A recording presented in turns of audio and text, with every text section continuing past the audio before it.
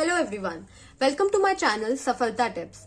This is me Vaishnavi and today I am going to tell about atoms and molecules, which is a chapter 3 of class 9th science.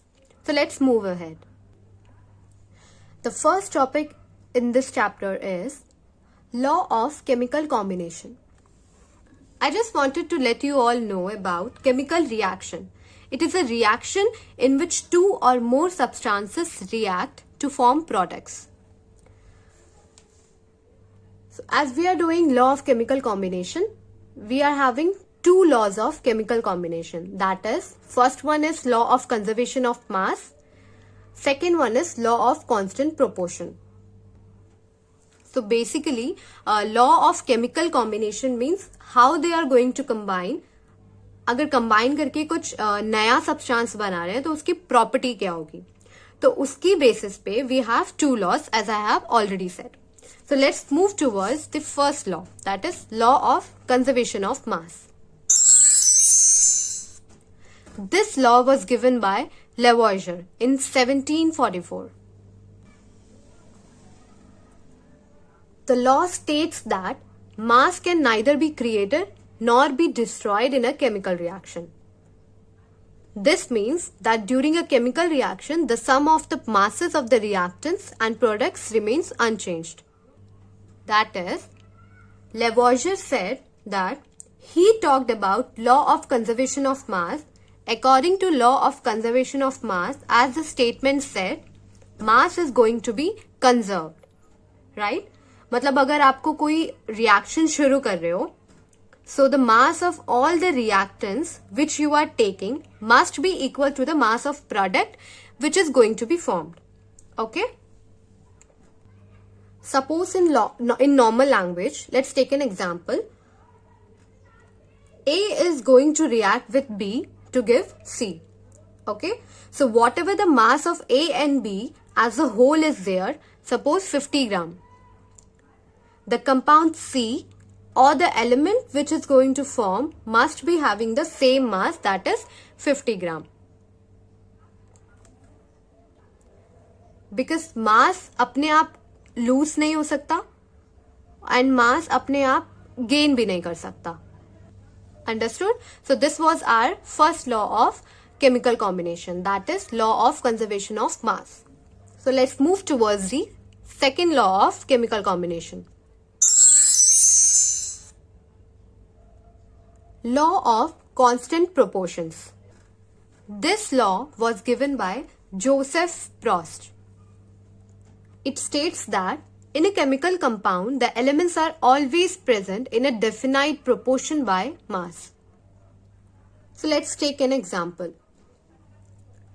Suppose we need water molecule, water as a compound. Okay, so the composition of all of those elements which are adding, और वो क्या होगी, that is dependent on mass, right? So mass of hydrogen is equals to 1 U, that is 1 unified mass. So it is 1 unit, okay? And the mass of oxygen will be 16. So it will be 2:16, and after simplifying this, we will get 1:8. Got it?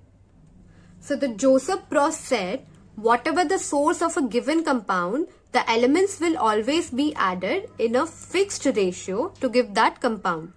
That is 1:8 in water. Or it may be multiple of it, like 2:16 or 3:24 and so on.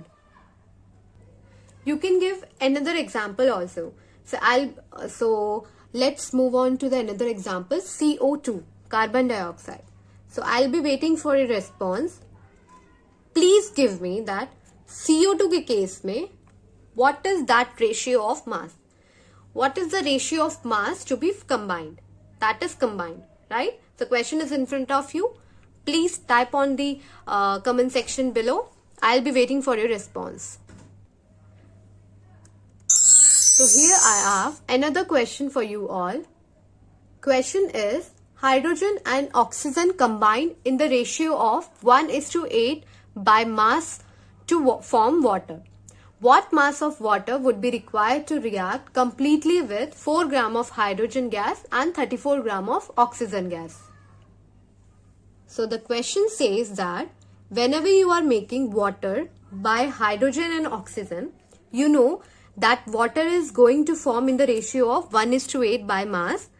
That means 1 gram of hydrogen is going to react with 8 gram of oxygen or its multiple, as I had already explained to you all. Okay. So the question is saying you have 4 gram of hydrogen and 34 gram of oxygen. तो आपको बताना है what is the amount of water that is going to be formed. 3 options I have given in front of you. So please write the answers in the comment section below. A है, B है या C है. And अगर ऐसा है तो क्यों है?